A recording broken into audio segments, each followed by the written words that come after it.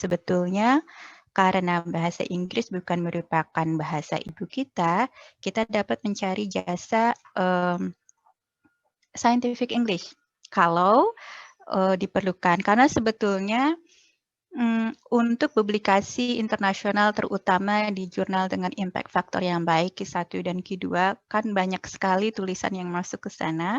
Kalau sejak awal mereka tidak paham apa yang kita tulis hanya karena bahasa Inggrisnya, itu menjadi sayang sekali. Ya, jadi saya belajar pada saat itu ternyata salah satu faktor penting yang membantu artikel kita diterima adalah good scientific English. Oke, nanti kalau diperlukan, artikel kami yang mendapatkan komentar dari English editor tadi bisa saya share, karena memang artikelnya juga sudah terbit, jadi sangat tidak masalah. Nah, kemudian hal yang kedua yang saya cermati bahwa menjadi penting adalah memilih jurnalnya. Idealnya memang pada saat kita merancang penelitian, kita sudah menentukan target jurnal. Tapi pada kenyataannya karena dinamika pada saat penelitian, biasanya kita akan lihat kita punya data apa, kemudian kita cari kira-kira jurnal mana yang bisa menerima data tersebut. Ya, jadi pada saat saya masih mahasiswa, pendekatan kedua lah yang saya gunakan. Jadi bukan pendekatan yang paling ideal. Kalau pendekatan yang paling ideal tuh sudah punya gambaran, oh saya mau ke jurnal kuartil 1. Jadi untuk jurnal kuartil 1 itu perlu data seperti apa saja dan set eksperimennya bagaimana. Itu yang paling ideal. Tapi mungkin bagi Bapak dan Ibu yang sudah pernah melakukan penelitian, dinamika penelitian itu luar biasa. Tidak semuanya yang kita rencanakan dapat tercapai, begitu. Kadang-kadang ya ada temuan baru yang tidak kita rencanakan yang muncul pada saat penelitian. Nah, kalau itu bagus. Yang lebih seringnya adalah yang direncanakan tidak tercapai, gitu kan. Jadi kualitas datanya sedikit menurun dan seterusnya. Jadi waktu itu yang saya lakukan adalah saya punya data, saya lihat, kemudian dicek apakah jurnal-jurnal mana saja yang cakupannya itu sesuai dengan data yang saya punya. Sesuai itu artinya tidak terlalu rendah, namun juga tidak terlalu tinggi, sehingga peluang untuk diterima di situ lebih besar. Ya, bagaimana caranya? Bagaimana caranya untuk menentukan bahwa skop itu sesuai dengan data yang kita miliki? Ya, kalau di laman jurnal itu biasanya ada deskripsi. Dan deskripsi itu sifatnya luas. Ya, jadi masuk apa saja. Jadi di sini dia sebutkan termasuk di dalamnya banyak tuh ya, production of recombinant proteins, protein purifications and analysis, dan terus seterusnya. Jadi hampir semuanya masuk. Nah, tapi bagaimana cara kita menentukan bahwa set data kita bisa masuk ke jurnal itu? Jadi yang bisa dilakukan adalah Bapak dan Ibu bisa cek artikel terbaru dari jurnal tersebut yang memiliki topik serupa. Oke, ini saya harus stop share lagi karena ternyata hyperlinknya tidak berguna pada tayangan share screen.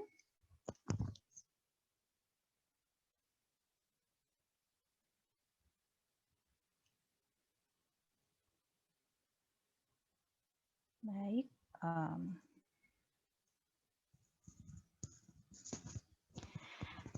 Nah, artikel saya yang tadi itu datanya yang dimiliki itu adalah cloning gen. Jadi ada analisis sekuen, kemudian dilihat protein-protein interaction-nya begitu. Jadi pada saat itu di tahun 2000, nulisnya di tahun 2010, publish-nya di tahun 2011. Jadi waktu itu ada artikel yang paling baru di tahun 2008 dan yang scope-nya mirip itu adalah salah satunya yang ini. Dia melakukan cloning, melakukan sequencing, ya perunutan basa nukleotida, dan juga analisis fungsional dari suatu gen. Jadi bagi saya nggak penting gennya apa, tapi scope itu adalah ini. Jadi yang dilakukan cloning, sequencing, dan functional analysis. Saya melakukan itu. Jadi saya kemudian cek datanya, apa saja data yang dia punya pada artikel ini. Jadi pertama yang dia punya ini pada bagian metode, hanya mendeskripsikan similarity antara gen dari studi ini dengan gen pada spesies lain. Ya, jadi ini kan basisnya hanya analisis sequence saja, jadi sangat sederhana. Kemudian data yang berikutnya adalah prediction of transmembran domain. Ini prinsipnya kalau punya sequence, kita masukkan ke dalam software, dapat melakukan estimasi apakah protein yang ditranslasikan dari sequence tersebut memiliki domain yang terletak di membran. Jadi apakah ini protein yang terasosiasikan di membran, atau ini protein yang ada di sitoplasma, atau protein yang ada di inti sel. Ya, kalau di inti sel itu biasanya dia akan punya NLS, Nuclear Localization Signal. Nah, jadi prinsipnya kalau kita punya sequence, masukkan ke software, kita bisa dapat data ini. Jadi oke, saya lihat data dia yang kedua, aman lah, ini saya juga punya, begitu. Kemudian saya lihat data berikutnya. Di sini adalah alignment pensejajaran amino acid dari yang di-cloning di studi ini dengan yang sudah dilaporkan pada studi lain. Ini sekali lagi adalah basisnya analisis sequence dan dapat saya hasilkan data yang seperti ini dengan sangat mudah karena saya sudah melakukan cloning. Dan di sini juga ada prediksi dari domain, ya. Jadi kalau sudah dapat translasi asam aminonya dengan perangkat lunak, kita bisa menduga bagaimana domain-domain penting dari suatu protein. Bahkan kalau sekarang kita bisa menduga bagaimana crystal structure-nya, ya tergantung perangkat lunak apa yang kita gunakan. Jadi sampai gambar ketiga ini, saya bisa menghasilkan data ini berdasarkan penelitian saya. Ya, di sini kemudian ada ekspresi gen. Oke, hanya 4 data ditambah tadi satu informasi di bagian metode. Saya bandingkan dengan data yang saya punya dan ternyata saya bisa menghasilkan data yang lebih. Jadi karena itu kemudian diputuskan untuk mentargetkan molekular bioteknologi sebagai target untuk submission jurnal. Jadi melalui tampilan ini saya ingin menyampaikan kepada Bapak dan Ibu salah satu cara sederhana bagaimana kita bisa memilih jurnal yang kira-kira dapat menerima data kita. Ya, jadi caranya tadi adalah kita cari publikasi terakhirnya dan kemudian kita cek datanya. Oke, jika saya terlalu cepat dan ada yang perlu dikonfirmasi, silahkan saya diinterupsi ya Bapak dan Ibu. Oke, jadi saya sudah belajar bahwa saya perlu bantuan bahasa Inggris. Kemudian saya belajar bagaimana cara mengidentifikasi target jurnal saya kalau memang rencana saya di awal untuk submit ke jurnal yang tinggi tidak tercapai karena dinamika penelitian. Nah, yang ketiga ini yang betul-betul saya baru belajar ketika saya sekolah itu adalah membuat cover letter. Cover letter itu sebetulnya adalah surat pengantar. Sama kalau kita mau mengirim dokumen, ada surat pengantar yang menjelaskan ini dokumennya mengenai apa. Nah, tapi cover letter di sini dalam hal publikasi adalah surat yang mengantarkan artikel kita, bagaimana sebelum editor membaca artikel kita itu sudah tahu betapa pentingnya artikel ini. Jadi untuk jurnal yang impact factor-nya tinggi kan banyak sekali yang mensubmit naskah. Kadang mereka belum baca itu naskah penuhnya, belum lihat data kita.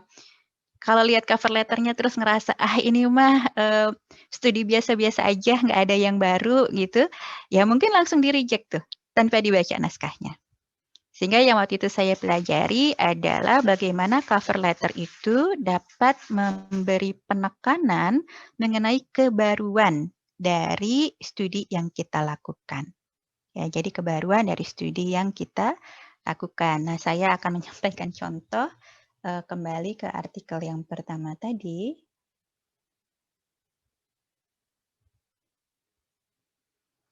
Dan cover letter ini mungkin nanti Bapak dan Ibu akan latihan bagaimana menyusunnya.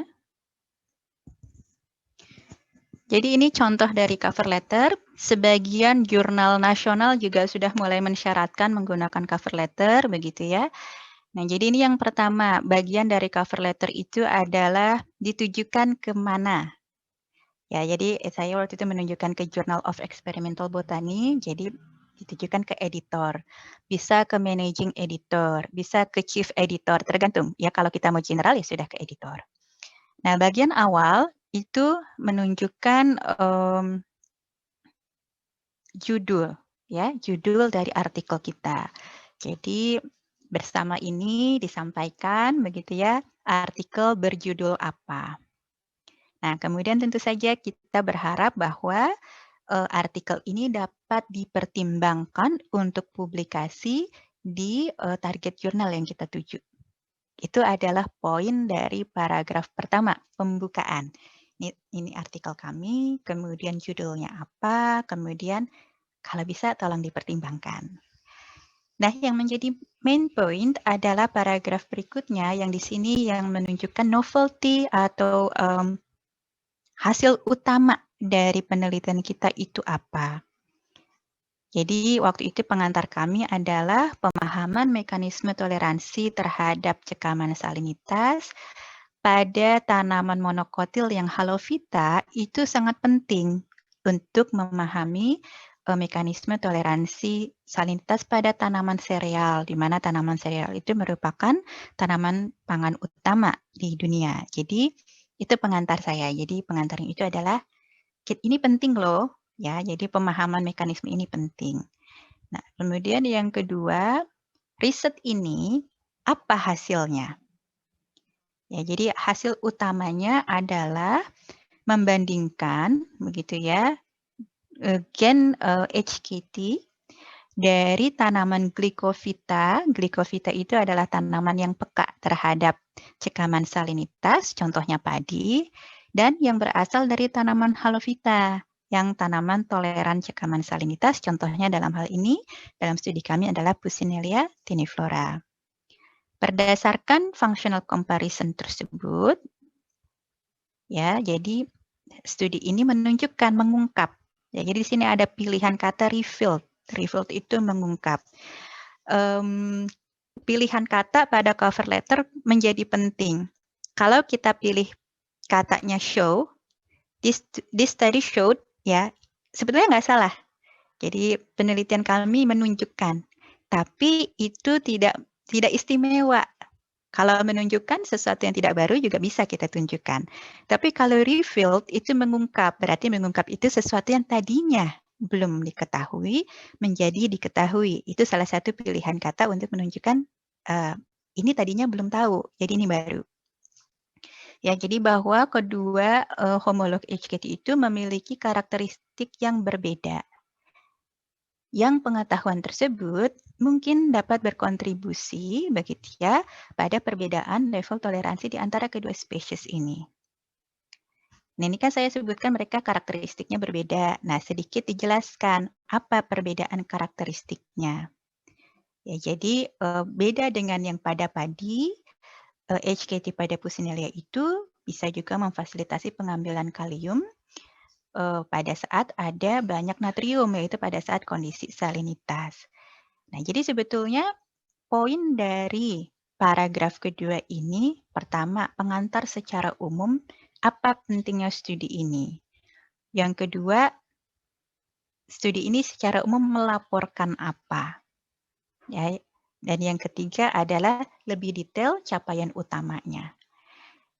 Sebagai penutup, sangat penting bagi kita menyatakan ini merupakan karya kita. Ya, karya kita, bukan karya orang lain. Jadi, this paper is our original work.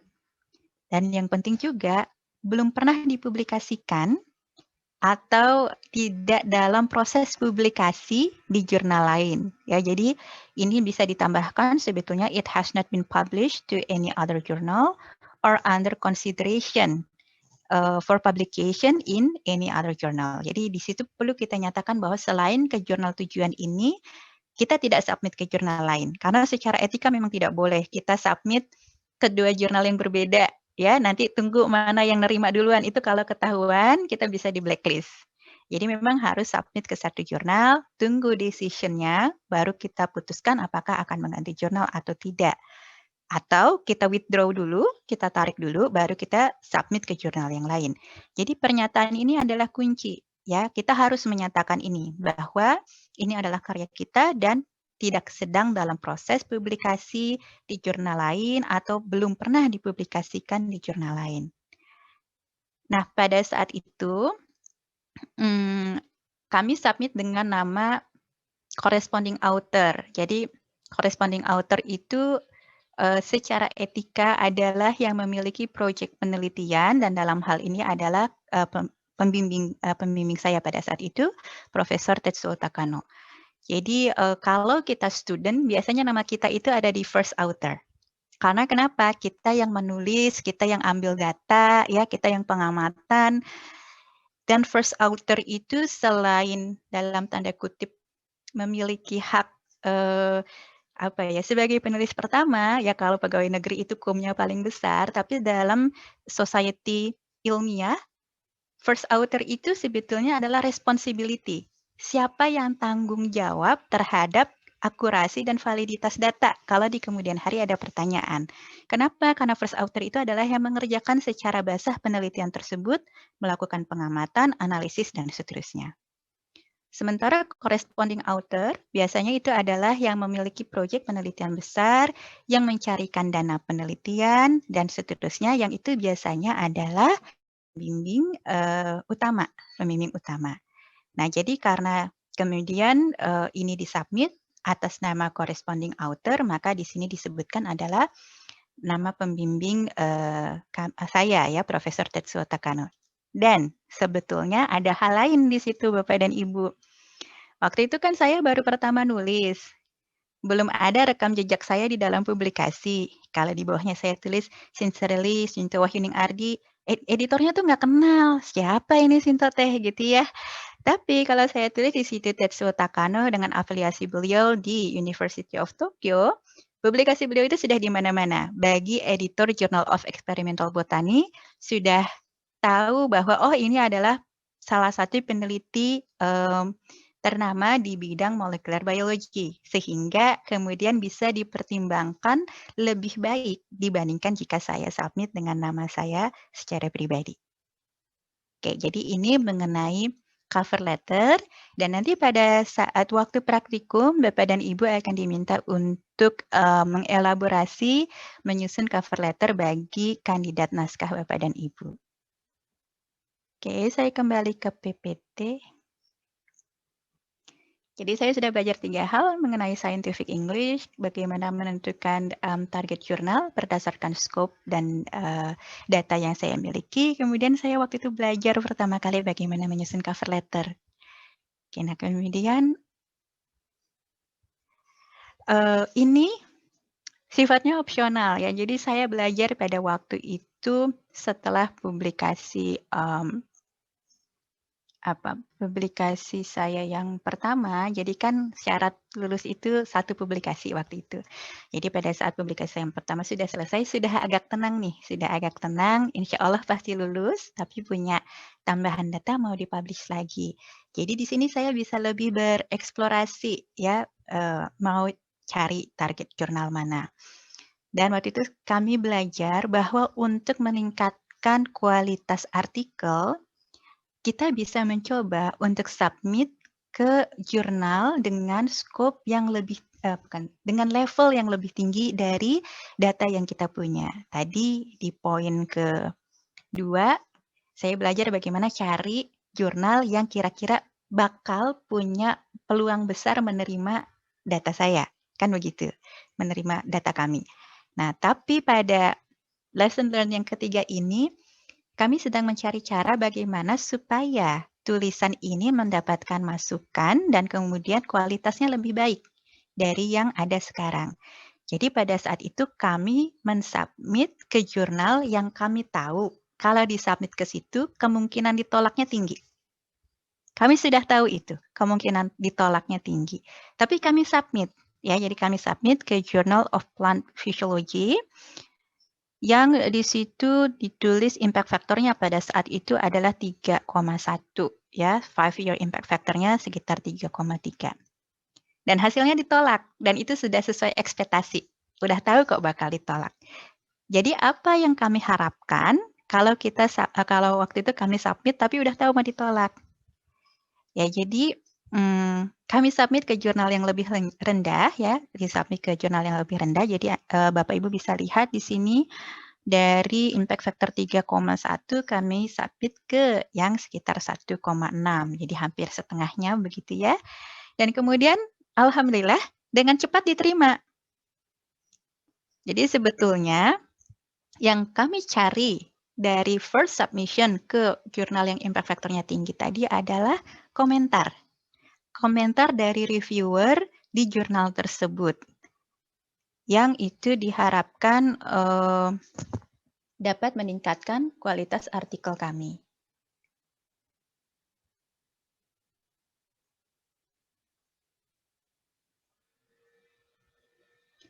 Oke, jadi contoh komentar dari jurnal itu seperti ini.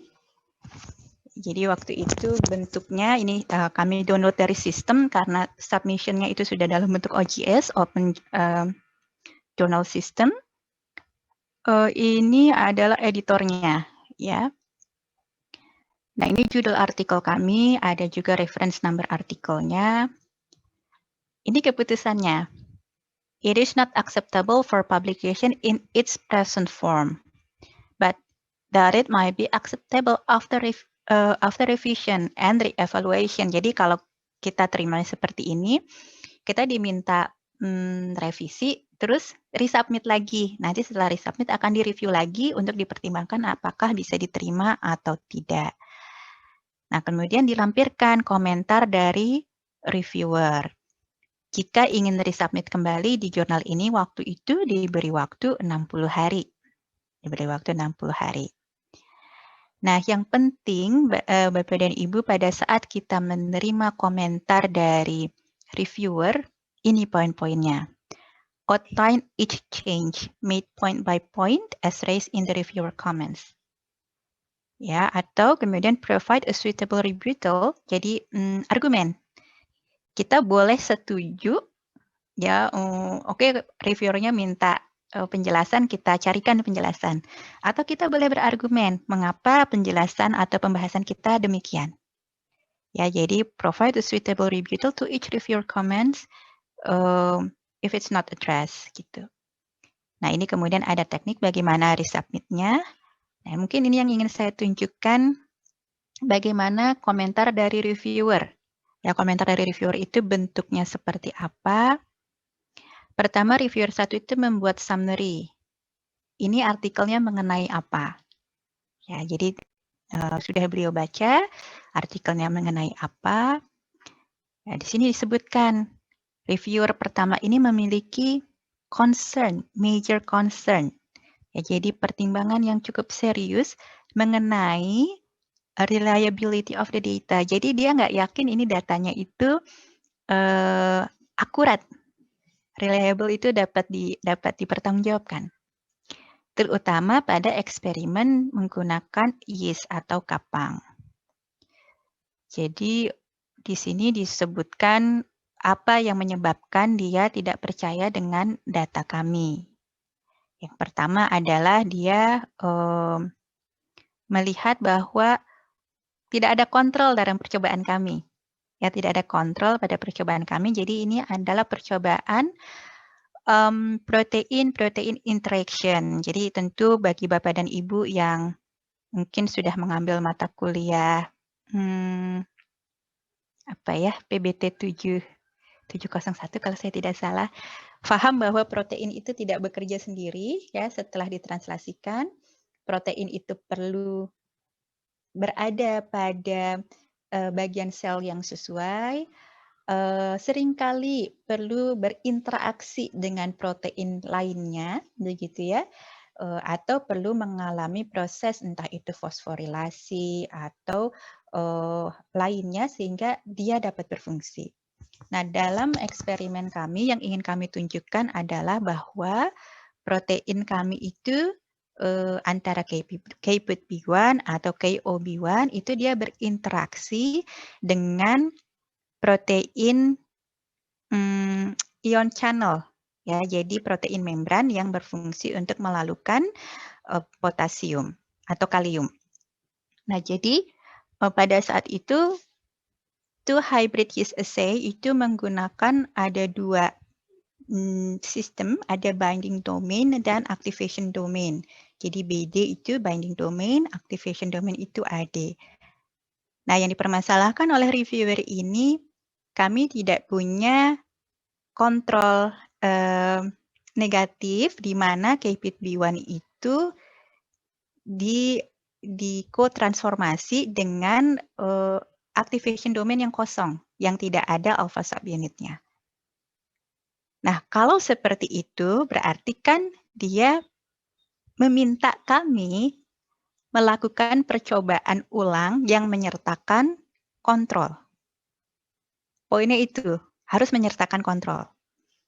Posisinya pada saat artikel ini disubmit, saya sudah di Indonesia, begitu ya. Jadi tidak mungkin saya melakukan eksperimen itu kecuali saya kembali ke lab.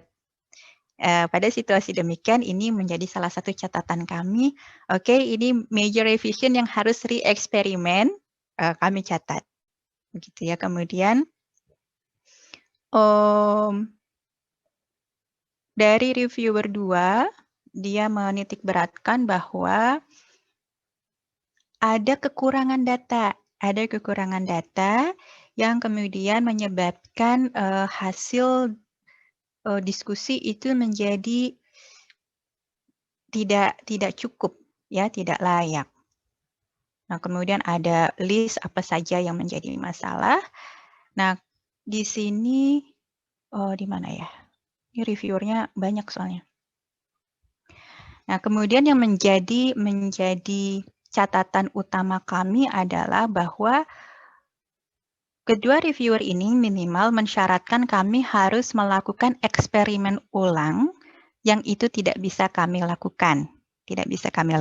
Namun, di sini ada specific comments. Mereka menyarankan misalnya, ini penting untuk kami menjelaskan bagaimana peranan dari potassium channel beta subunits, apa bedanya dengan yang serupa pada padi dibandingkan yang ada di Halovita. Kemudian menanyakan mengenai metode misalnya, berapa banyak tanaman transgenik yang kemudian digunakan dalam eksperimen ini. Bahkan ini memberikan komentar, sebaiknya bukan hanya transgenic lines nulisnya, tapi transgenic arabidopsis line. Nah, jadi masukan-masukan seperti ini, begitu ya. Bahkan di sini saya melakukan suatu kesalahan yang agak fatal. Legends atau judul dari gambar 6 dan 7 itu sama, begitu ya, sama. Padahal beda datanya. Itu pun diberi catatan oleh reviewer ini. Jadi ini kami perbaiki. Yang bisa kami perbaiki, Namun karena kami tidak dapat melakukan re-eksperimen, maka tidak kami resubmit ke jurnal itu. Nah, masukan-masukan yang bermanfaat dari mengimprove artikel kami, dan kemudian resubmit ke jurnal yang lebih rendah impact factor-nya, dan alhamdulillah kemudian dengan cepat bisa di-accept, bisa diterima.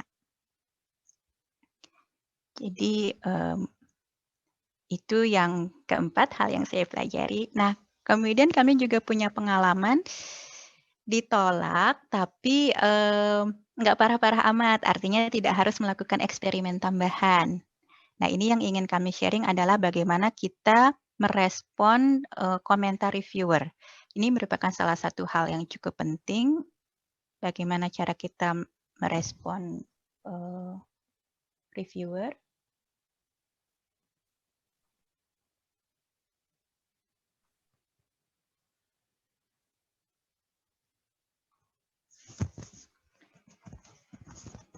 Baik, nah jadi ini contoh lagi begitu ya dari jurnal yang berbeda mengenai komentar dari editor dan reviewer.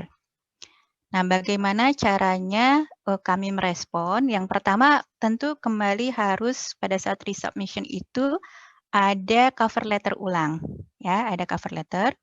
Di sini cover letternya bentuknya adalah we are submitting a revised version. Jadi sudah diperbaiki dari artikel yang berjudul apa. Kemudian penting di state, jadi cover letter untuk first submission dengan revised article submission itu sedikit berbeda.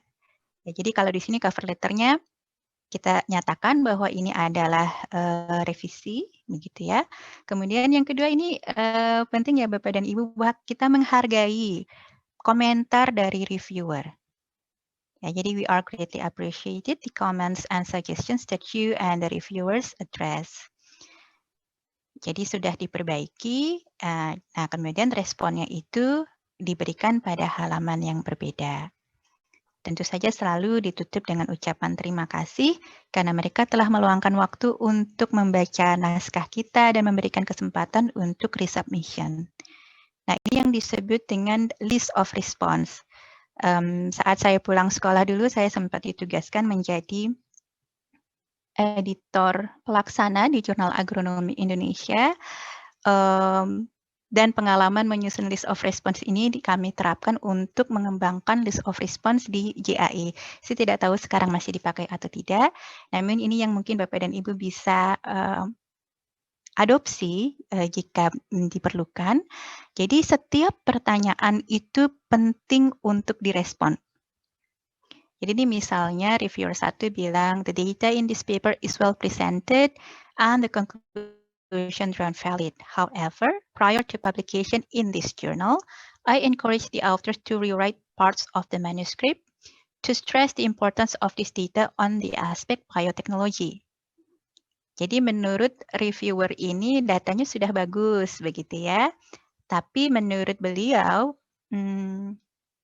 cara penulisannya tidak masuk ke skop jurnal ini, karena jurnal ini adalah molecular biotechnology.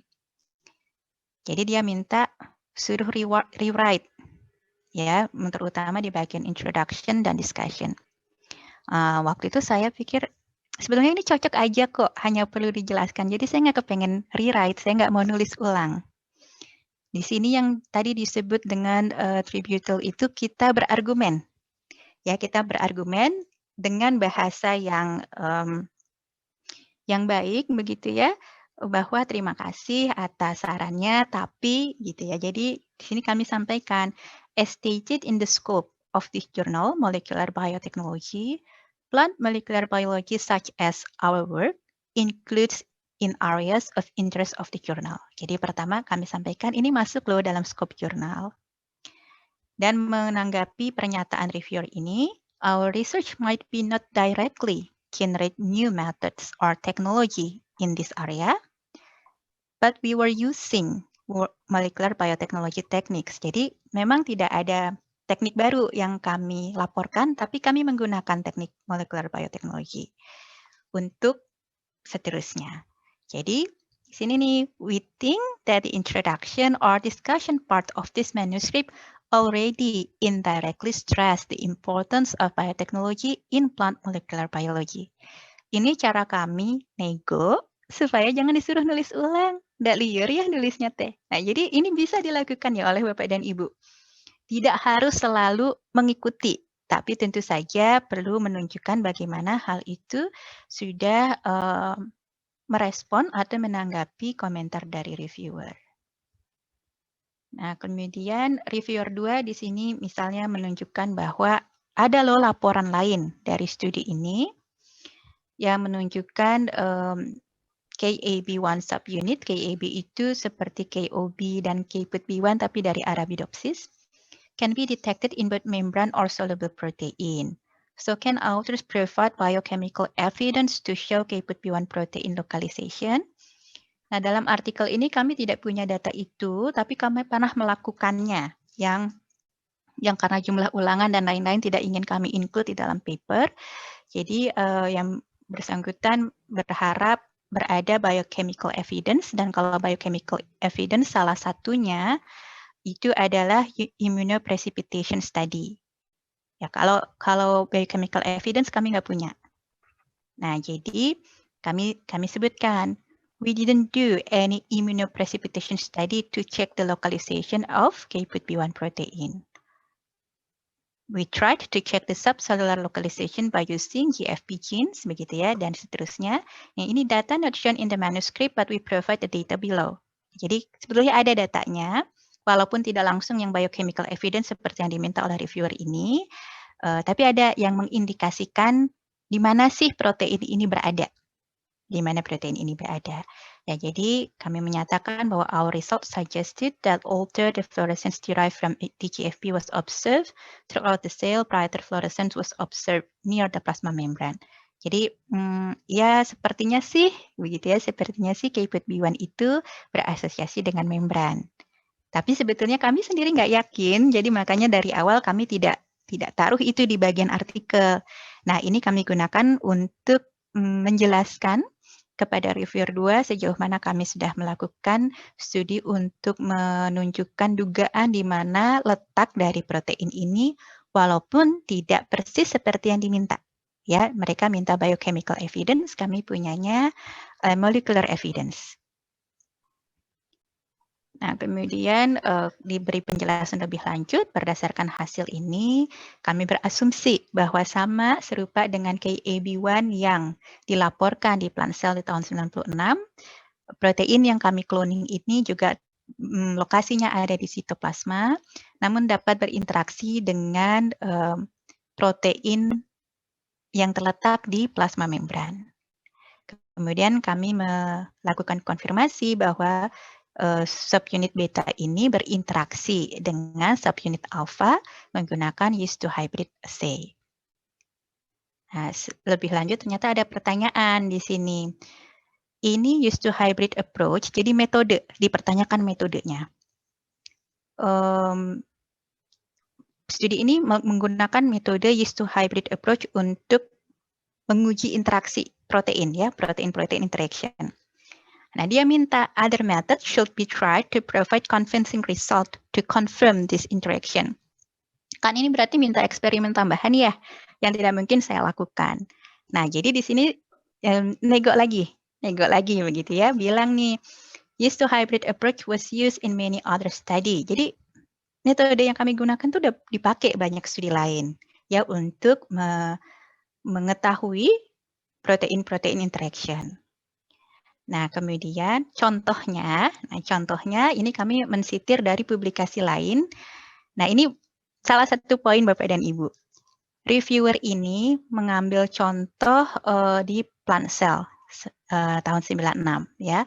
Kemudian jurnal ini adalah jurnal yang levelnya tidak terlalu tinggi, tadi impact factor-nya sekitar 1,6. Jadi salah satu tips kalau mendapatkan pertanyaan seperti ini harusnya pakai dong metode lain biar lebih yakin.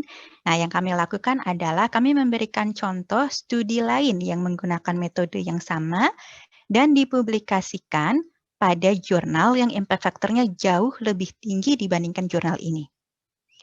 Itu di sini adalah PNAS, Proceeding National of Academic Science. Jadi jurnal ini impact factor-nya jauh lebih tinggi daripada Molecular Biotechnology. Dan studi yang dipublikasikan di PNAS waktu itu menunjukkan interaksi antara protein CIPK23 dengan AKT1, ya, menggunakan metode yang sama dengan yang kami gunakan. Kemudian kami bandingkan bahwa dengan studi yang dilaporkan oleh Lee et al. Ini, sistem yang digunakan pada studi kami itu tidak hanya menggunakan media yang high stringency medium, tapi juga menggunakan indikator warna. Ya, jadi ada sedikit lebih meyakinkan dibandingkan yang sudah dipublikasi di PNAS. Nah, sehingga kami yakin data ini menunjukkan interaksi-interaksi protein. Nah, ini cara kami bernegosiasi agar kami tidak perlu mencoba metode lain melakukan eksperimen ulang untuk komentar reviewer ini. Dan ini seterusnya nanti mungkin saya akan sharing kepada Bapak dan Ibu slide-nya. Jadi di sini yang ingin kami tunjukkan adalah bahwa setiap poin dari pertanyaan reviewer itu perlu direspon. Dulu ketika saya bertugas menjadi editor Jurnal Agronomi Indonesia, sistem koreksi di kebanyakan jurnal nasional itu langsung dikoreksi di manuskripnya. Ya, jadi tidak ada list of response. Jadi di manuskrip itu dikoreksi, kemudian nanti pas dibalikin ke reviewer, reviewernya bingung ini yang sudah dirubah yang mana. Kadang-kadang nggak ketahuan tuh berubahnya yang mana. Nah, jadi list of response itu memudahkan reviewer untuk kembali melihat ada di bagian mana perubahan tersebut. Mungkin saya harus contohkan. Di situ biasanya kami menyebutkan halaman, berubahnya di halaman berapa. Anyway, oke ya, jadi seperti itu.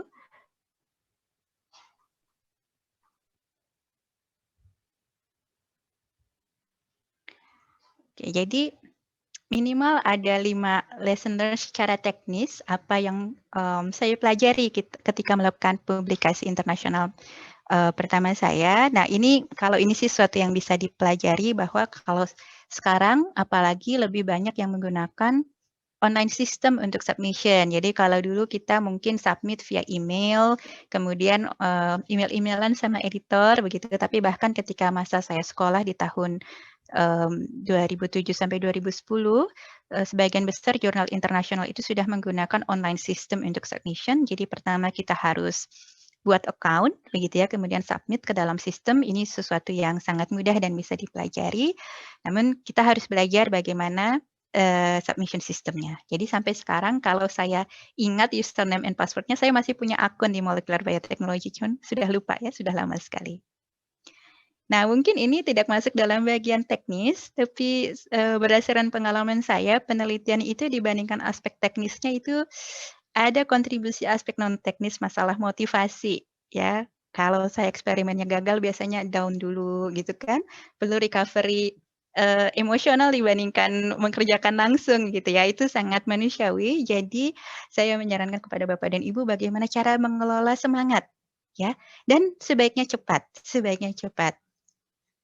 Karena insya Allah berita yang baik itu akan datang, ya. Jadi berita baik itu ada 2, ketika submission terus dapat respon cepat bahwa ditolak, itu juga berita baik. Kenapa? Karena berarti kita bisa move on, daripada sudah lama-lama nunggu, ternyata ditolak juga. Atau tidak terlalu lama menunggu, kemudian ada undangan untuk resubmission dengan revision, atau langsung diterima. Nah, sebetulnya untuk pilihan yang ketiga, kalau zaman sekarang agak khawatir kalau langsung diterima tanpa minta revisi. Nah, itu harus dicek lagi apakah jurnalnya termasuk yang dalam blacklisted journal atau tidak. Jadi bagaimana kita mengelola semangat dan harus cepat. Jadi harus cepat ini kaitannya apa? Karena yang melakukan penelitian dengan yang kita lakukan itu bukan hanya kita, ya. Jadi suatu penelitian yang sama itu bisa dilakukan oleh banyak grup di dunia ini.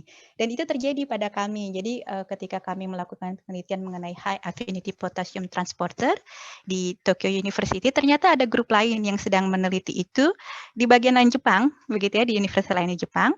Dan kami sama-sama submit ke Plant Physiology, artikel kami ditolak, kemudian kami resubmit ke tadi Journal of Experimental Botany dan kemudian accepted, dan ternyata studi yang sama dengan kami dipublish di Plant Physiology. Nah, rupanya kami kalah cepat submission-nya sehingga tidak tampak lagi novelty-nya. Oh, ada yang sudah lebih cepat dan novelty-nya sama. Jadi di bagian Journal Plant Physiology-nya itu bilang, ya udahlah yang ini mah nggak usah.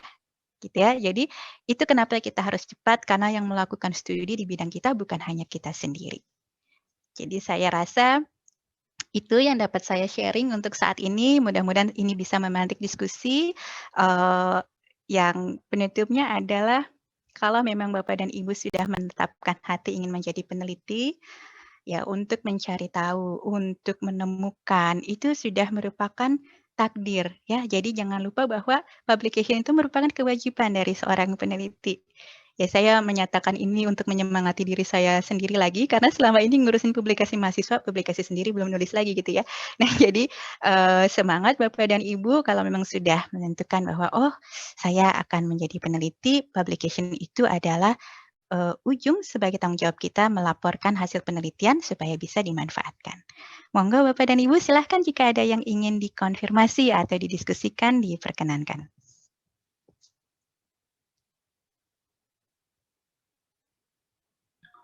Boleh saya, Bu? Silakan Pak Zulfikar. Baik, mohon maaf Bu, mematikan kamera karena menghemat kuota internet ya Bu. Tidak apa-apa Pak, sangat dimaklumi, monggo.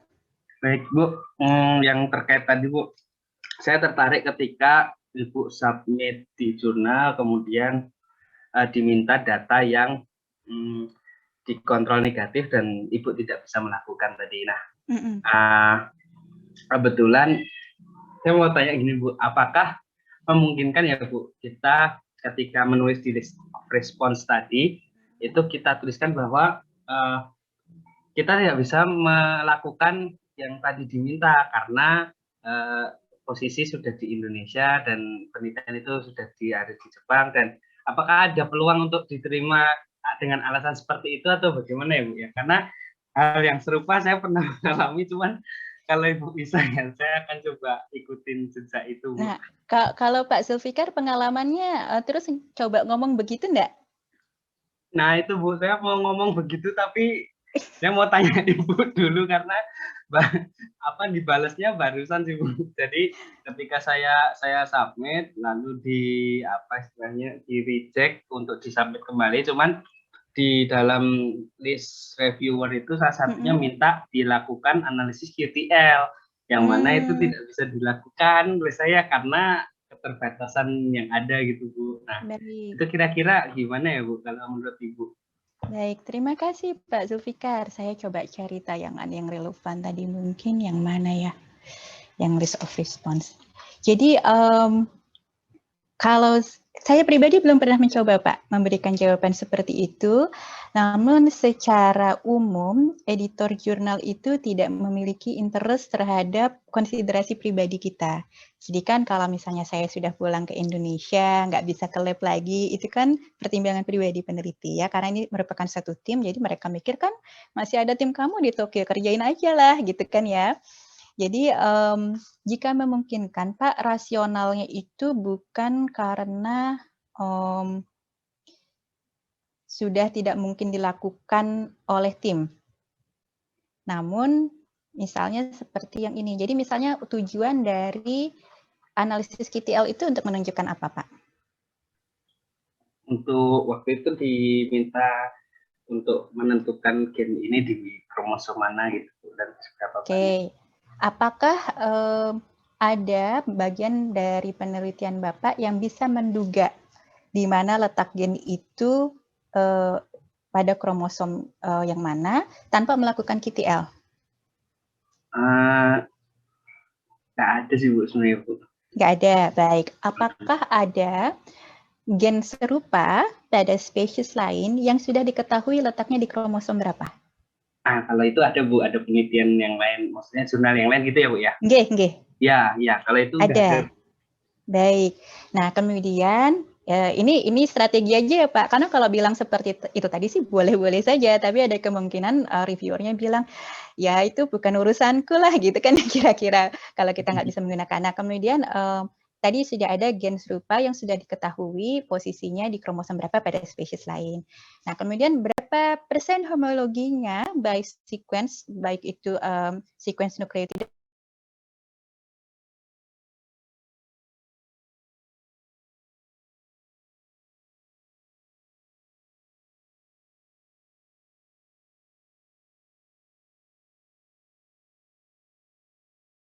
we don't do QTL analysis due to misalnya some technical consideration, nggak apa-apa kan ya, pertimbangan teknis ya, jadi tidak perlu dijelaskan juga technical consideration-nya, tapi bisa disampaikan bahwa based on study conducted by who, di publikasi apa, tahun berapa, jadi bisa disebutkan seperti di sini ya kan, ada publikasinya, ada tahunnya, ada jurnalnya, kalau perlu ditambahkan. Kalau dulu belum banyak DOI, DOI itu Digital Object Identifier, jadi kalau diklik bisa langsung menuju ke sana.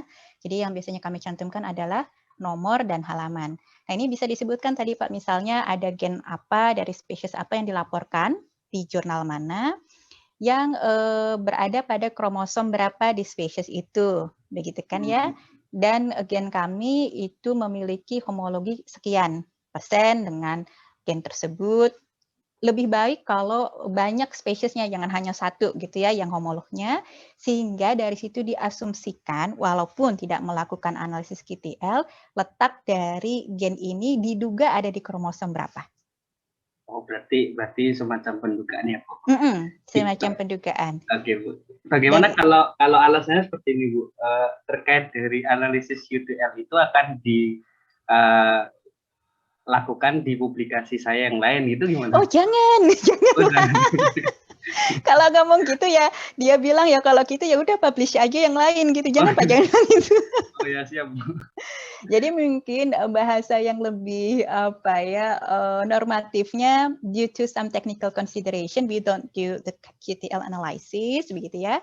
Tapi bisa dijelaskan pendugaannya, dan kalau perlu pendugaan itu sudah dimasukkan di bagian pembahasan di dalam artikel Bapak sebagai bentuk revisi juga. Jadi misalnya itu bisa dituliskan, this information has been added in line, jadi di baris nomor berapa, di halaman berapa. Oh baik, Bu. Berarti saya coba ikutin jejak itu aja dulu ya, Bu. Iya Pak, jadi saya selain sebagai penulis ya, jadi punya juga pengalaman sebagai reviewer. Jadi kalau dari sudut pandang reviewer, tidak terlalu peduli kalau misalnya posisinya student sudah pulang, tidak bisa eksperimen lagi, begitu ya, atau dana penelitian nggak cukup, itu bukan konsiderasi yang menjadi pertimbangan reviewer. Bagi reviewer yang penting data. Nah, jadi kalau misalnya kita tidak dapat melakukan itu, pilihannya adalah negosiasi. Nah, ini contoh-contoh negosiasi nih Pak.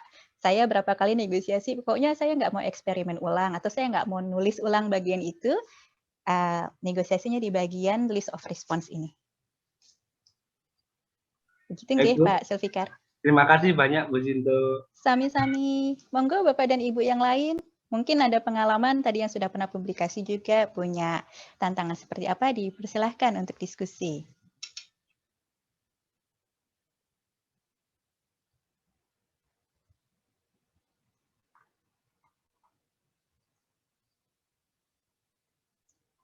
Ini begitu hening, apakah sudah sangat paham atau tidak paham sama sekali? Saya jadi deg-degan. Mungkin ada yang mau memberikan feedback, kira-kira mana yang bisa diadopsi oleh Bapak dan Ibu, atau mungkin sekarang dalam tahapan apa yang kemudian Bapak dan Ibu mengalami tantangan dalam penulisan, silahkan kalau bisa kita diskusikan, saya akan sangat senang sekali. Saya alhamdulillah paham, Bu.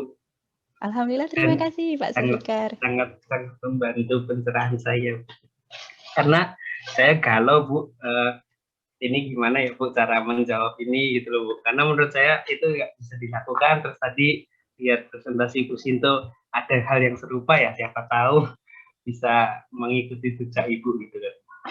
Ya mudah-mudahan Pak. Ya, jadi mungkin dari pertanyaan Pak Zulfikar tadi kita bisa mengambil poin bahwa tidak semua saran reviewer itu harus diikuti baru paper kita bisa diterima. Mungkin poin utamanya itu. Oke, mungkin kalau belum ada. Bertanya, Bu. Oke, silakan Pak Bariza. Nah, ini Bu, mungkin saya masih kurang paham Bu mengenai jurnal Bu. Mungkin dari cara bacanya sama penulisannya Bu. Tapi saya ingin Bu kayak apa ya? Baca jurnal itu seperti baca komik gitu Bu. Bagaimana gitu Bu caranya? Sama menulis jurnal itu seperti menulis cerpen gitu Bu. Jadi sambil ngalir gitu Bu. Terkadang hambatannya banyak sekali Bu gitu. Nulis jurnal nulis itu kadang-kadang kita bisanya kalau dalam keadaan terpaksa gitu Bu. Baru keluar gitu. Kalau itu saya setuju dengan Pak Barisa. Saya nulis itu biasanya karena terpaksa. Ya Bu, jadi gimana gitu ya Bu? Mungkin kan Ibu juga banyak pengalaman Bu. Cara supaya kita bisa membaca jurnal tuh seperti membaca komik gitu Bu, sambil ngalir, enjoy gitu Bu. Mungkin seperti itu sih Bu, saya masih menemukan caranya bagaimana gitu Bu. Baik, terima kasih Pak Bariza. Saya mungkin mau berangkat dari mana ya, karena ini persepsinya adalah penulisan ilmiah.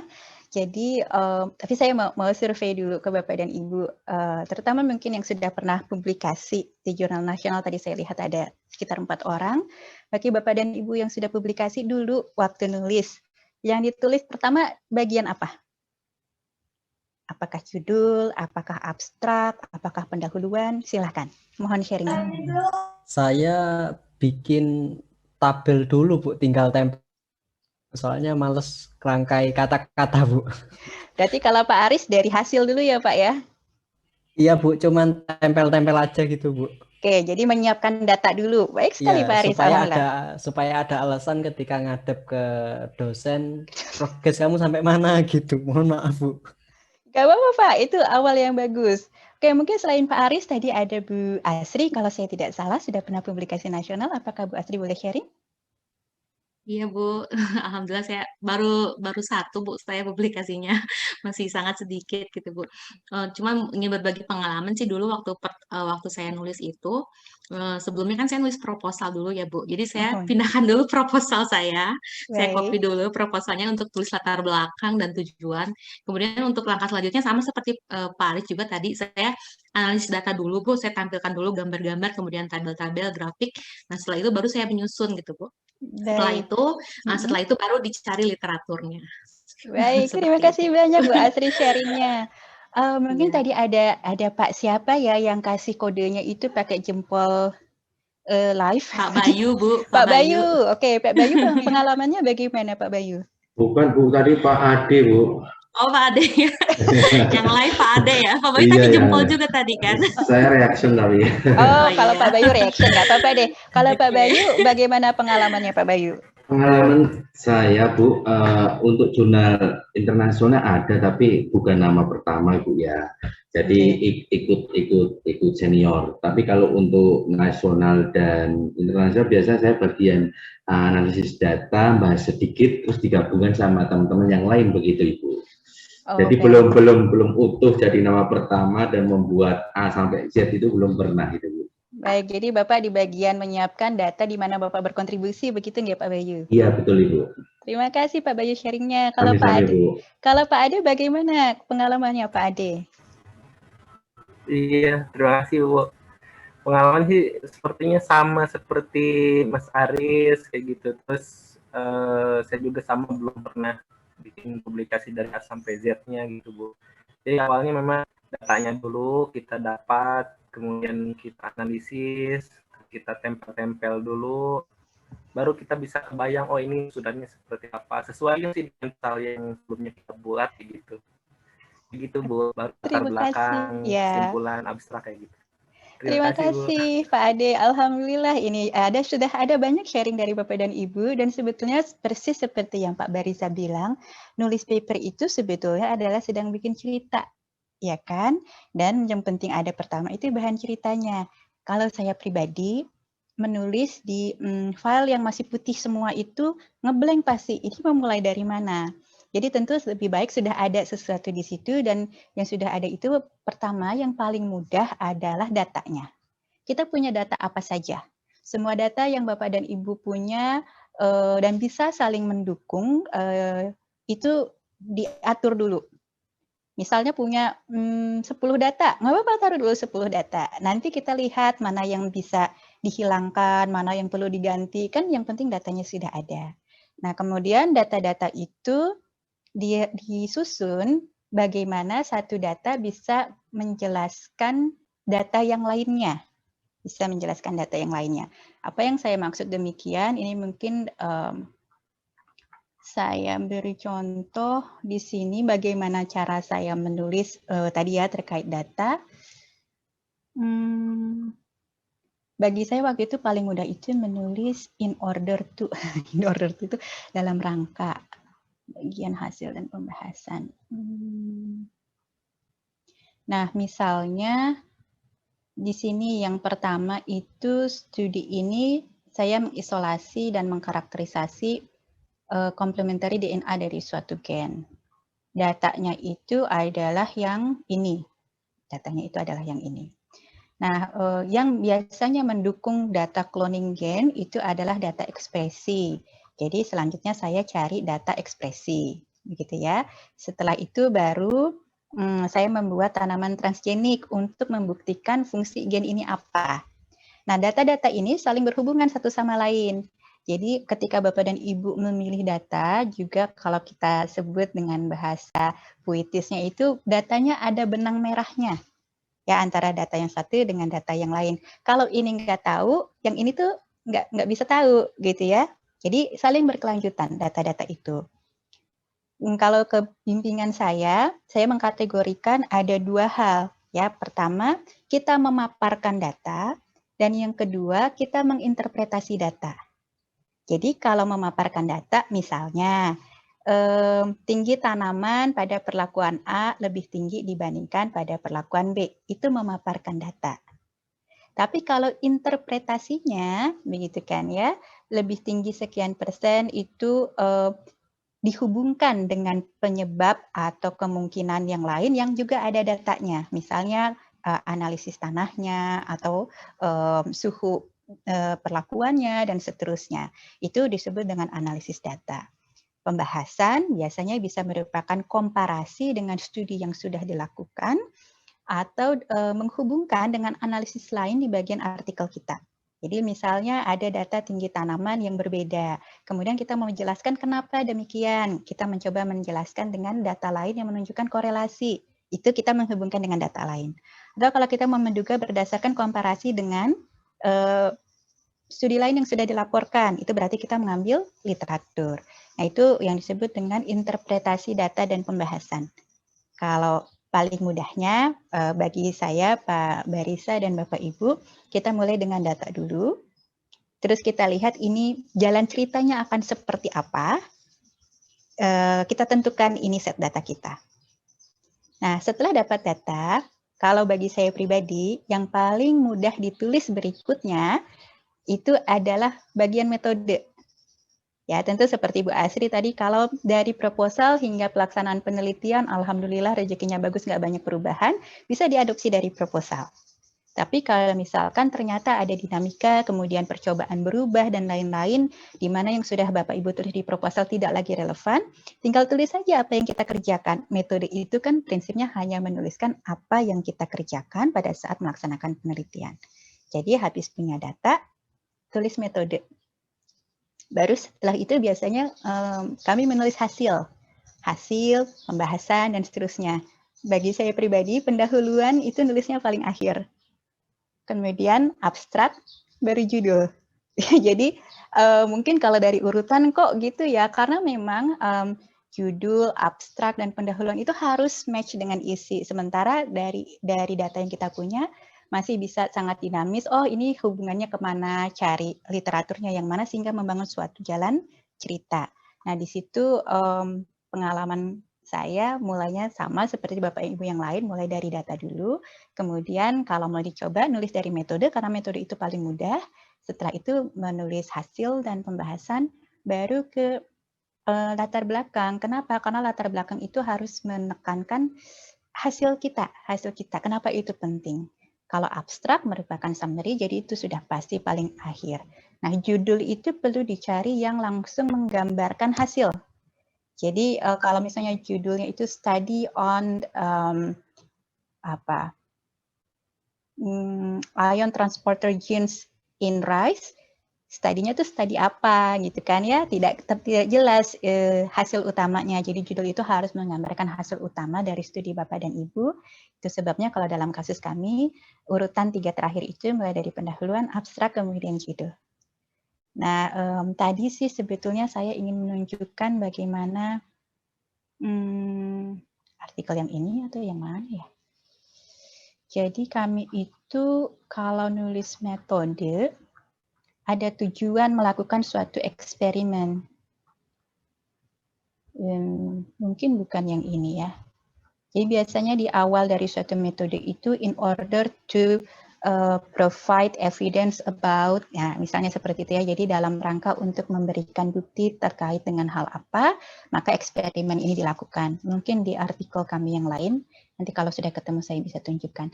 Gambarannya seperti itu Pak Bariza. Nah kalau mau baca jurnal, kalau saya pribadi baca jurnal itu mulai dari abstrak. Saya baca abstrak, kemudian saya baca data. Ya, jadi langsung ke datanya apa. Nah ini mungkin sekedar tips juga karena saya sedang ngoreksi makalah kolokium bimbingan.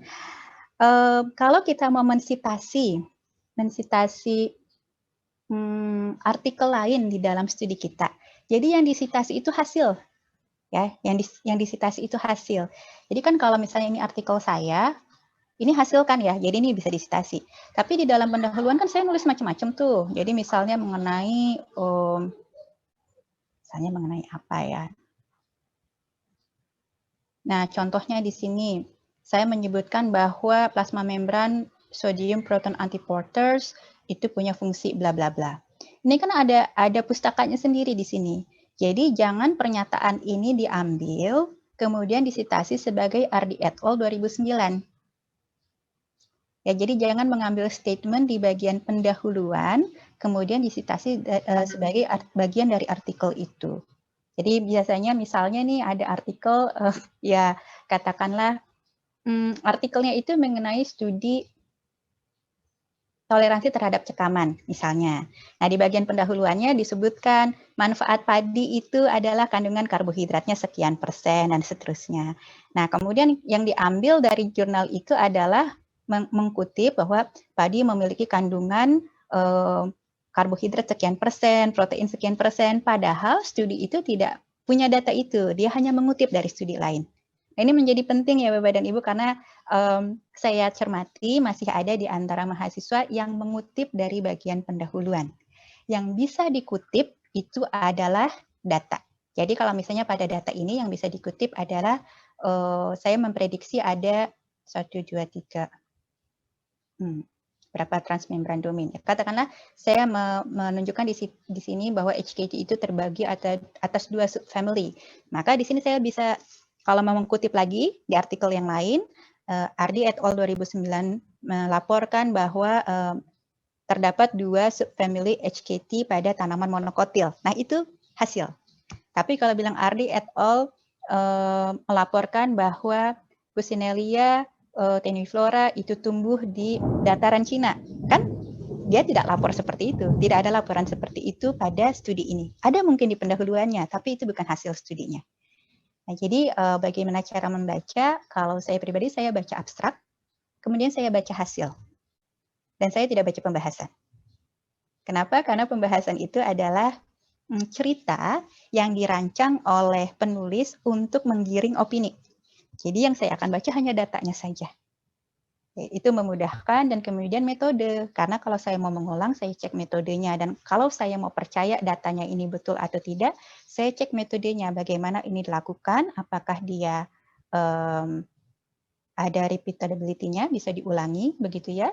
Bisa dipercaya datanya, metodenya valid. Jadi saya baca datanya dulu, saya lihat hasil, kemudian saya cek ini datanya, metodenya benar atau tidak. Jadi mungkin singkatnya Pak, kalau ada artikel 12 halaman, saya mah cuma baca abstrak sama lihat data. Saya tidak baca sisanya. Mungkin begitu Pak dari saya dan Bapak Ibu yang bisa saya sharing.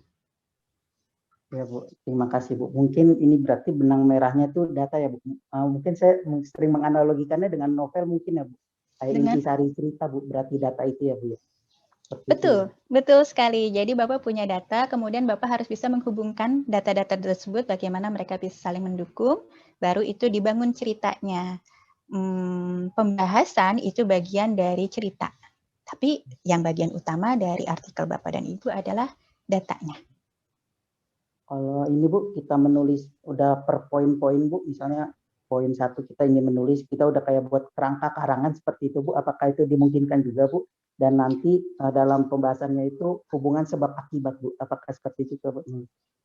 Sangat dimungkinkan Pak, tentu saja menulis itu seperti banyak banyak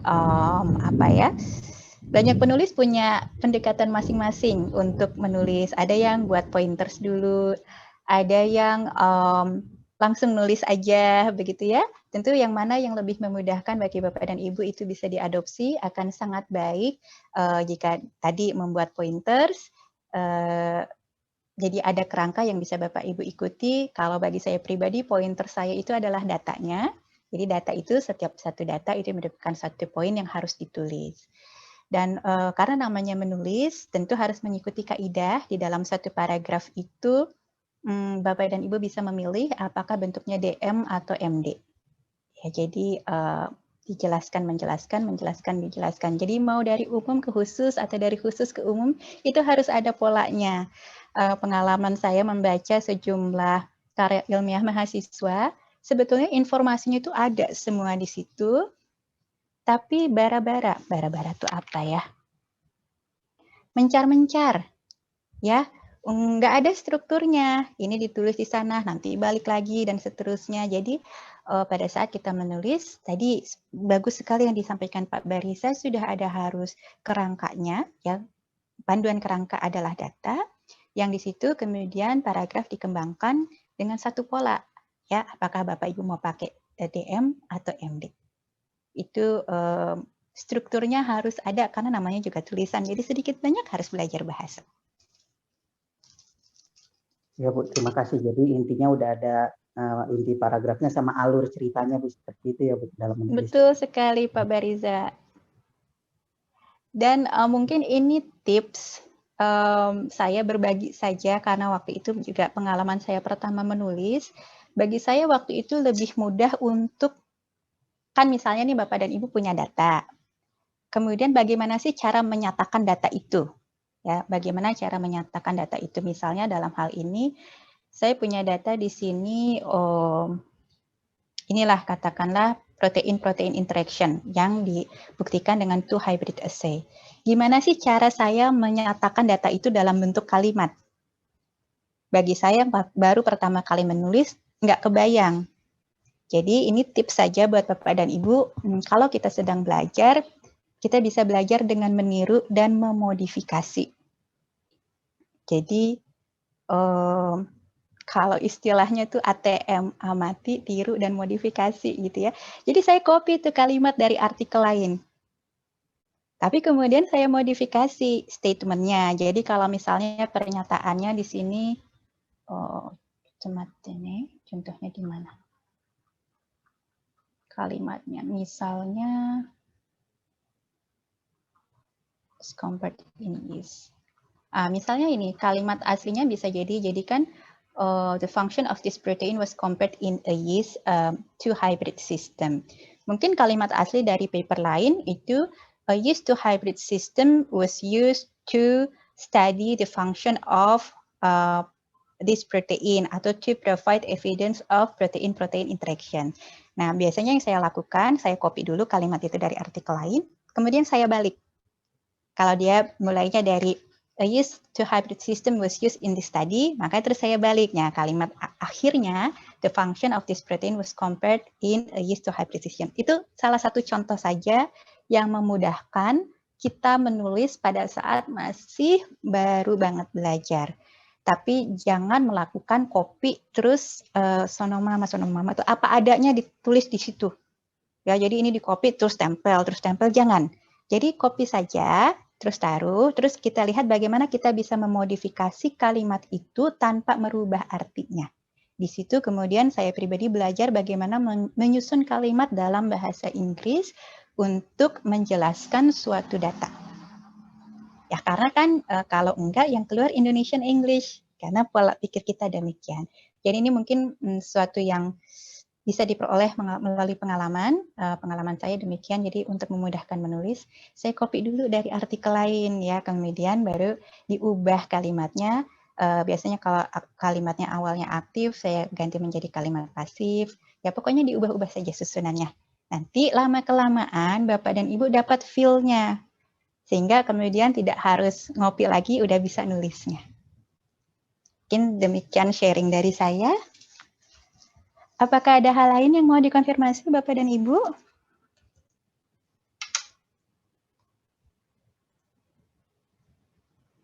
Kalau belum, karena sudah mendekati waktu praktikum, saya akan menyampaikan materi praktikum yang untuk minggu ini dapat dikerjakan secara mandiri oleh Bapak dan Ibu. Ya, jadi tidak harus via Zoom. Jadi tadi sudah sedikit dijelaskan mengenai cover letter. Mohon saya dikonfirmasi. Tugas akhir dari mata kuliah ini kalau saya tidak salah adalah menyusun satu artikel ilmiah. Apakah benar demikian? Betul Ibu. Betul. Berarti ini Bapak dan Ibu berangkat dari data yang sudah dimiliki masing-masing atau bagaimana rencananya? Sebagian ada yang pakai data sendiri-sendiri Bu, sebagian lagi katanya ada yang dikasih kalau tidak salah Bu. Baik. Nah, jadi Cover letter di sini merupakan bagian dari tugas keseluruhan itu, berarti kan Bapak dan Ibu akan punya suatu draft artikel. Apakah itu tadi basisnya adalah data yang memang sudah Bapak Ibu miliki atau merupakan set data yang diberikan oleh Prof. Sudarsono sebagai materi latihan. Nah, jadi yang dimintakan dalam praktikum minggu ini adalah Bapak dan Ibu mencoba menyusun cover letter ya sesuai dengan contoh yang diberikan tadi. Seolah-olah Bapak dan Ibu mau submit artikel yang sedang Bapak Ibu susun ke suatu jurnal target. Jadi kita sudah sharing, saya sudah sharing tadi. Jadi pertama Bapak dan Ibu sudah targetkan dulu mau masuk ke jurnal apa. Karena harapannya internasional, jadi sebaiknya juga jurnal internasional. Ya, jadi misalnya katakanlah Bu Milah mau submit ke Plant Physiology, ya berarti lihat tuh Plant Physiology jurnalnya seperti apa. Kemudian Bu Mila akan menyusun cover letter dengan data Ibu ditujukan kepada jurnal tersebut. Di sini ada dua hal yang ingin dielaborasi adalah bagaimana Bapak dan Ibu bisa mengidentifikasi jurnal potensial yang memiliki peluang besar untuk menerima artikel Bapak dan Ibu. Dan yang kedua adalah Bapak dan Ibu diharapkan dapat menyusun cover letter. Oke. Nah, yang kedua, saya berharap Bapak dan Ibu bisa secara mandiri terlebih dahulu mencoba menyiapkan data berupa gambar. Tentu di setiap artikel Bapak dan Ibu sudah melihat banyak gambar, begitu ya. Tapi untuk publikasi di jurnal ilmiah internasional biasanya diperlukan spesifikasi tertentu. Spesifikasi tertentu yang disebut dengan scientific art. Nah, jadi Bapak dan Ibu diharapkan untuk bisa mencermati petunjuk bagi penulis atau guidance for authors. Kalau misalnya Bapak dan Ibu punya gambar sendiri akan sangat baik supaya sambil mencicil bisa mendesain gambarnya sesuai dengan guidance for authors di jurnal yang diberikan pada praktikum ini. Atau kalau misalnya tidak punya data, bisa menggunakan raw data yang disediakan di dalam drive berikut. Jadi saya tunjukkan drive-nya supaya Bapak dan Ibu ada gambaran.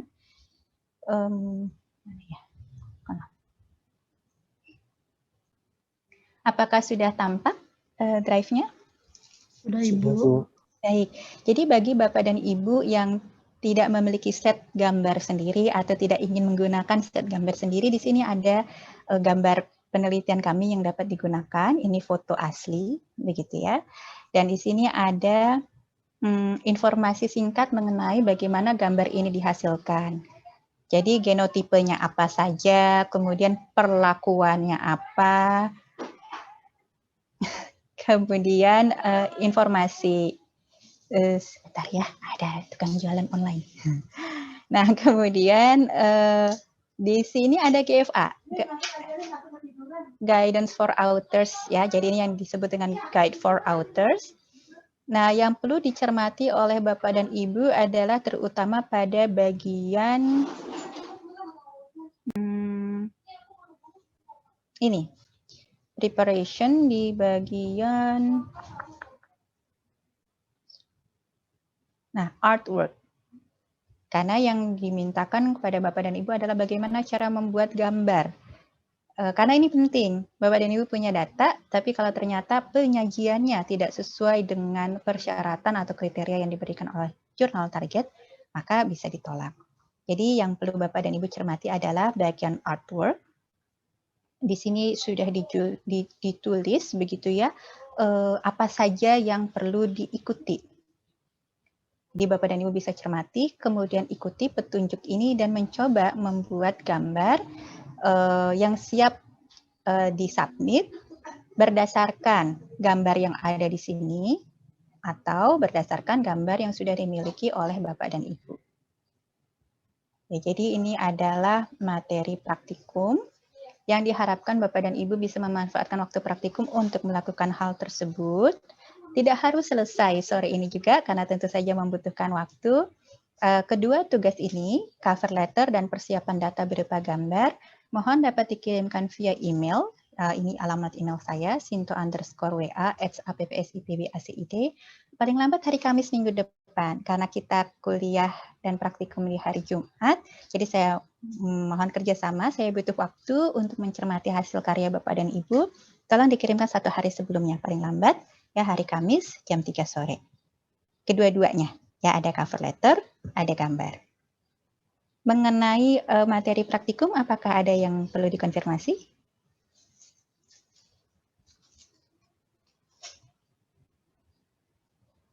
Ibu izin bertanya. Silakan, dengan siapa? Bu Mira Herdani, silakan Bu Mira. Ini Ibu, kan tadi Bu Asri menyampaikan bahwa akan diberi data oleh Pokdar, namun sampai hari ini belum ada kabar begitu Bu terkait data yang kira-kira bisa kami gunakan bagi kami yang belum punya data. Apakah memang boleh mencari jurnal begitu Bu? Nanti kayak pura-puranya kita buat cover letternya. Oh, itu juga boleh Bu Mira. Terima kasih karena sudah bertanya dan menyampaikan consisting situation-nya.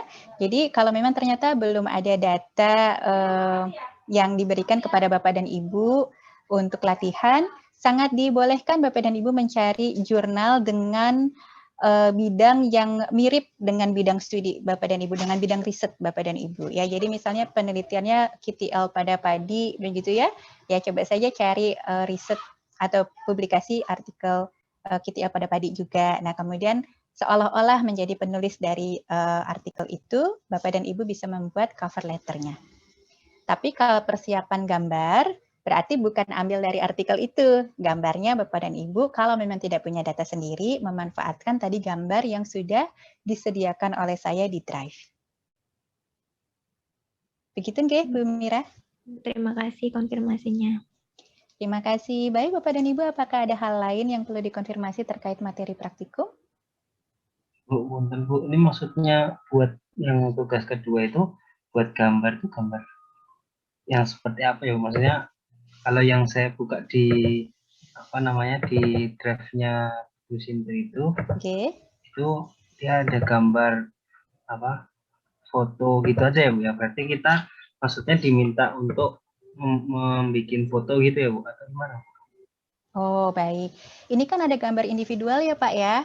Ini kan ada gambar individual. Jadi dalam saat publikasi itu ini akan menjadi satu data, menjadi satu gambar. Nah, bagaimana kemudian Bapak dan Ibu menyusun keempat gambar ini menjadi satu gambar mengikuti ketentuan penyusunan artwork di GFA. Tujuannya supaya dapat gambar yang seperti apa? Tujuannya supaya dapat gambar, misalnya gambar ini aslinya ini tuh 1, 2, 3, 4, 5, 6. 6 plate yang berbeda. 6 plate yang berbeda. Foto aslinya itu ada plate bulat gitu ya. Kemudian saya editlah plate itu fotonya dari 6 gambar. Dari 6 foto saya edit supaya menjadi satu gambar. Dan di dalam gambar ini ada keterangannya. Ada keterangan yang mana yang kontrol, yang mana yang ditransformasi dengan gen A, B, C, yang mana yang perlakuan apa. Nah, tujuannya untuk menjadi gambar seperti ini, Pak. Oke, berarti maksudnya editannya gitu ya, Bu ya? Iya, untuk mengedit 4 foto yang disediakan di dalam Drive tadi supaya bisa menjadi satu gambar yang informatif yang siap ditampilkan di dalam jurnal. Dan kriterianya harus memenuhi kriteria artwork yang ditunjukkan di dalam guidance for authors yang di sini ada di halaman, enggak ada halamannya, ada di bagian ini artwork. Tapi kalau bener Bu ya, nanya lagi ya Bu. Okay. Kalau misalnya nih Bu, itu kan kalau yang di gambarnya Bu Sinto itu kan berdasarkan kontrol sama draw gitu ya. Nah, kalau yang saya itu nanti misalnya per genotipe gitu apa boleh? Oh, itu monggo terserah penulis begitu kan. Jadi silakan Bapak dan Ibu mencoba. Ini ada 4 foto, ada keterangan eksperimennya seperti apa, perlakuannya, genotipenya apa, mau disusunnya bagaimana, itu terserah kreativitas masing-masing Bapak dan Ibu, sebisa mungkin informatif, karena saya yakin sudah dijelaskan dalam pertemuan-pertemuan sebelumnya, bahwa data berupa gambar itu harus self-explanatory, artinya harus bisa menjelaskan dirinya sendiri. Kalau istilah Buning dulu waktu saya ikut kuliah beliau suka bilang, kalau gambarnya itu kececer, jatuh di jalan, nggak ada tulisan lainnya, orang tuh ngerti itu gambarnya soal apa. Itu yang dimaksud dengan self-explanatory. Jadi mau disusun berdasarkan genotipe, mau disusun berdasarkan perlakuan, atau yang seperti apa, monggo diserahkan kepada Bapak dan Ibu. Itu tujuannya praktikum. Nanti insya Allah minggu depan akan kita evaluasi bersama kelebihan dan kekurangan dari masing-masing pilihan. Baik, begitu nggih Pak Zulfikar? Oh, baik Bu. Saya kira saya cukup jelas. Baik, Mungkin alhamdulillah. kalau boleh saya nyoba share screen gitu Bu. Oh, boleh. Silahkan Pak, monggo. Contohnya kayak gini Bu.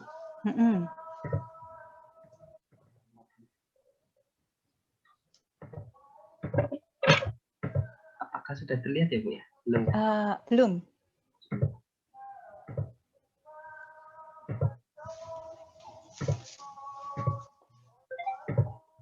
Ini sudah ya Bu ya? Ini di bagian file explorer-nya Pak. Nah, misalnya saya punya gambar. Oh, wah, bagus. Nggih, terus? Nah, itu berarti ini kan saya kan berdasarkan genotipenya. Itu saya edit saja gitu, apakah atau gimana Bu? Atau harus? Boleh.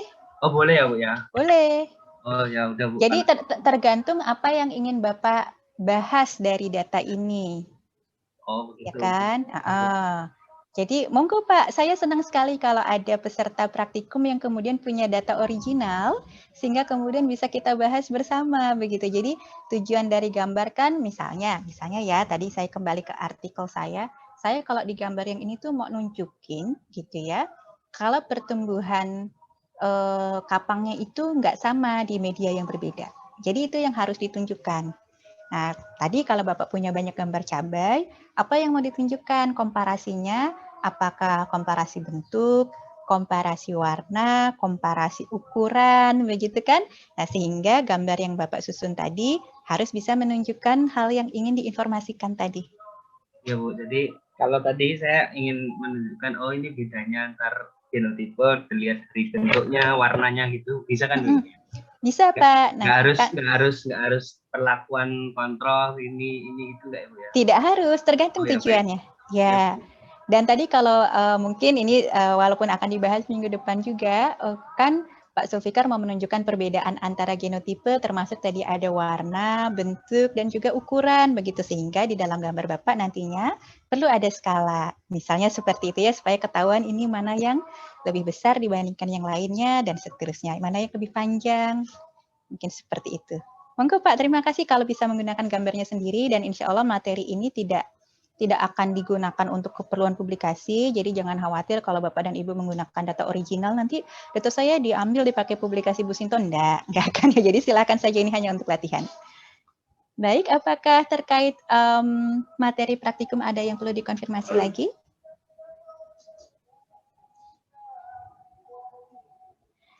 Bu, punten Bu, izin Bu.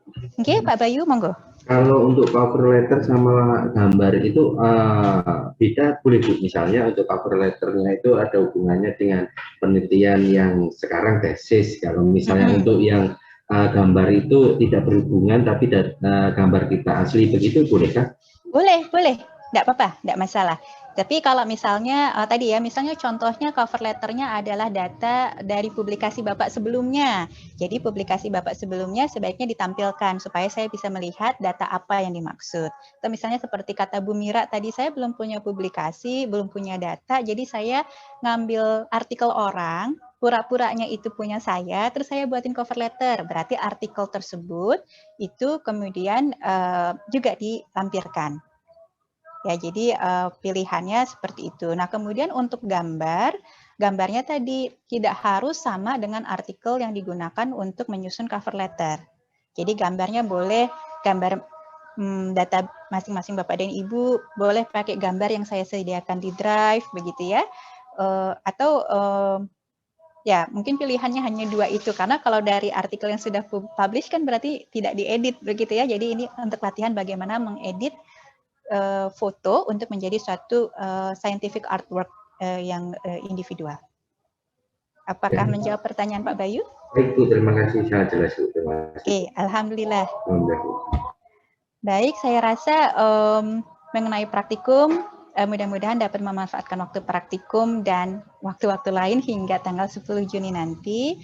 Materi ini akan saya share, saya selalu membagikan ini di kelas-kelas di mana saya mengajar, hingga tahun 2019, alhamdulillah ada banyak kesempatan bagi saya untuk mengunjungi Universitas Mitra yang berlangganan jurnal, walaupun tidak open access kalau di kita. Nah, jadi beberapa jurnal yang sudah berhasil saya kumpulkan ada di drive ini. Monggo ini bebas diakses oleh Bapak dan Ibu, boleh dibagi, tapi tolong jangan dihack. Jadi karena ini satu-satunya drive yang saya punya dan saya tidak ahli dalam IT, saya hanya bermaksud berbagi literatur-literatur yang mungkin belum dapat diakses oleh Bapak dan Ibu dan sekiranya ada minat yang sama bisa dicari di situ. Saya rasa demikian. Terima kasih banyak atas atensi Bapak dan Ibu dan waktunya mengikuti kuliah dan awal praktikum pada sore hari ini. Mohon dimanfaatkan waktu praktikumnya. Insya Allah kita bertemu lagi minggu depan. Mohon maaf jika ada kekurangan dan hal yang kurang berkenan di Bapak dan Ibu. Wassalamualaikum warahmatullahi wabarakatuh. Waalaikumsalam warahmatullahi wabarakatuh. Waalaikumsalam warahmatullahi wabarakatuh. Terima kasih banyak Bapak Ibu. Saya mohon izin pamit. Bu, punten. Nggih. Izin yang link tadi belum sempat tertulis. Oh, Yang nanti literatur. saya share di ini Pak, materi PDF-nya jadi langsung bisa diakses di grup. Terima kasih. Oh, satu lagi untuk presensi. Untuk presensi kuliah kan hanya ada satu presensi, tapi kalau presensi praktikum itu ada 2 kelas paralel. Tadi saya sudah konsultasi ke Prof. Dar, saya hanya bisa mengisi 1 BAP, jadi saya sudah buka BAP untuk paralel 1. Nah, untuk paralel 2 mungkin nanti tanya Mbak Neng, ini dosennya siapa yang akan buka BAP-nya begitu. Ya, jadi mohon kalau untuk presensi kuliah sudah bisa diisi oleh Bapak dan Ibu. Untuk praktikum yang bisa diisi untuk paralel 1 dan untuk paralel 2 mohon dikonfirmasi ke Mbak Neng atau ke Prof. Dar, dosen siapa yang akan membuka BAP-nya. Karena tidak bisa dosen yang sama di kelas di 2 kelas paralel. Begitu nggih. Nanti materi segera saya share setelah ini. Kalau Bapak dan Ibu ada yang perlu contoh cover letter atau yang perlu contoh list of response terhadap comments reviewer, mohon diinformasikan ke saya supaya saya bisa share juga materinya. Demikian, Ge. Saya pamit. Terima kasih banyak Bu Sinto. Sami-sami. Iya, Bu. Sehat-sehat ya Bu. Amin, matur suwun, Pak. Terima kasih juga Pak Bayu. Sehat-sehat Pak Bayu.